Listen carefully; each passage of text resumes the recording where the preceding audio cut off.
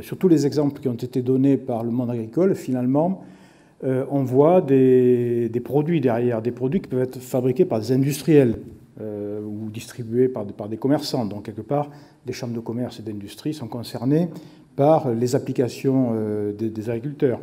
Les préoccupations que l'on rencontre, la question qui vient d'être posée sur la sécurité des données, aussi, c'est une problématique majeure. Les GAFA ont été évoqués. Les GAFA, Google, Apple, Facebook et Amazon, enfin surtout Google, Amazon, sont des gens qui exploitent énormément les données, l'information en fait, qui la traite, ils sont dans le big data. Ce sont des gens qui menacent des pans entiers de notre économie, en fait des usages habituels de notre économie, qui peuvent remettre en question des business models. Quand on voit Amazon, comment Amazon révolutionne la distribution, la grande distribution. Vous voyez Carrefour, par exemple, Amazon qui vient de racheter un gros concurrent de la grande distribution, c'est pas pour rien faire, hein, c'est pour... Bon.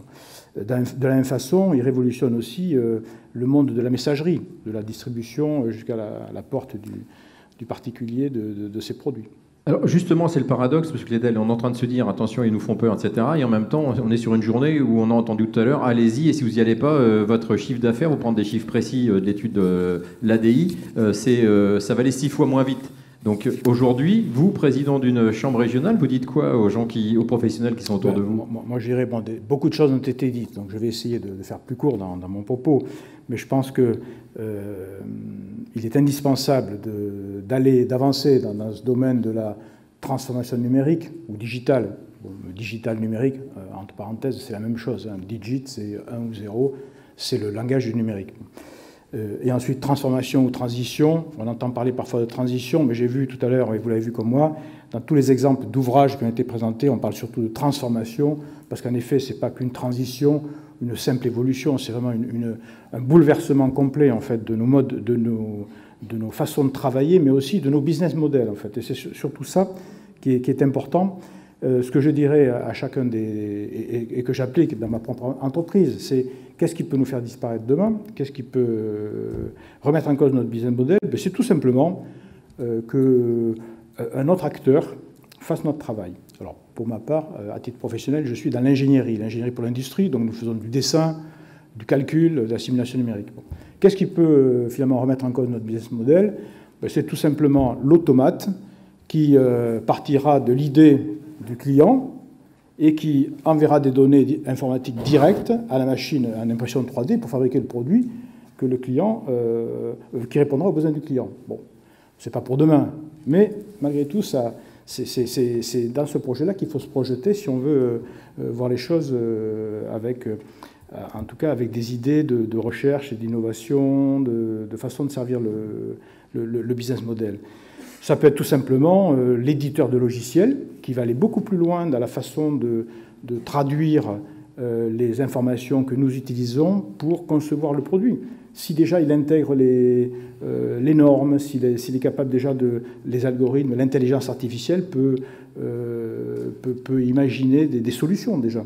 Bon, alors à la fois ça peut être un outil, mais ça va venir bouleverser le business model, c'est-à-dire que ça va remettre en cause des métiers dans l'entreprise. Voilà. Alors ce que je dirais d'abord, comme premier élément de sensibilisation, c'est qu'en fait, chacun de nous, en fait, chaque entrepreneur, peut être une proie potentielle, une proie de nouveaux entrants de la nouvelle économie. Et donc, c'est un enjeu de survie, en fait. C'est pour ça qu'il faut vraiment s'y préoccuper. On l'a vu tout à l'heure avec les GAFA, on voit bien. Alors, je ne vais pas rentrer dans le cas de toutes les solutions qui existent dans l'agriculture, dans la santé, ça a été dit, la banque en ligne. Imaginez la révolution, la banque est présente ici. On en parlera tout à l'heure avec nos amis. Imaginez la révolution que représente le numérique dans la banque, bon, l'industrie 4.0, les avocats et les experts. On le sait, aujourd'hui, il y a beaucoup de consultations sur informatique, des consultations d'expertise. Hein, donc, voilà. Et je pense que pour s'adapter, enfin, on a besoin de s'adapter. Pour s'adapter, il faut comprendre d'abord, identifier les opportunités, tester et expérimenter, ça a été dit tout à l'heure, et donc se remettre en question, se faire accompagner, et puis se mettre dans la peau des acteurs du numérique. Se mettre dans la peau des acteurs du numérique, c'est utiliser le terme qu'eux-mêmes utilisent souvent. Ils disent « nous sommes des barbares ». Nous sommes des barbares de l'économie, c'est-à-dire que nous voyons un business juteux quelque part, hein, qui est très profitable, et donc on a envie d'aller sur ce business qui est très profitable. Et donc ils vont voir ça comme une forteresse, ils vont être les barbares qui vont attaquer la forteresse, ils vont chercher le point d'entrée. Antoine, tout à l'heure, Chotard évoquait la brèche technologique, où ça va être la brèche technologique, la brèche métier, la brèche, je sais pas, expérience pour le client et autres. Ils vont trouver une brèche. Et c'est là-dedans, c'est par ce biais-là qu'ils vont en fait développer une nouvelle idée. Et notre journée et cette volonté que vous avez aujourd'hui, les 3 chambres consulaires, c'est quoi? C'est justement au-delà de cette mise en garde, c'est d'apporter des solutions. Enfin, j'espère que votre regard aujourd'hui il est plus optimiste que pessimiste par rapport à ça, en tant que chef d'entreprise que vous êtes vous-même avec une entreprise qui se développe. Donc, ça veut dire qu'aujourd'hui, si on réagit, si on se met à leur place, on fait mieux qu'eux et on résiste. Alors, on fait mieux qu'eux, je ne sais pas. En tout cas, il faut qu'on y aille, il faut qu'on progresse. Bon. Quand on dit c'est une transformation, oui, c'est une transformation de l'entreprise parce qu'il faut être capable de se remettre en cause. C'était Dominique Grassier tout à l'heure qui disait il faut être capable de dire je vais me passer de toute une installation, je vais construire une installation nouvelle parce que sinon je n'y arriverai pas. Dans l'entreprise, c'est peut-être ça aussi, c'est dans l'entreprise industrielle ou le commerce, c'est d'être capable de dire je vais travailler autrement.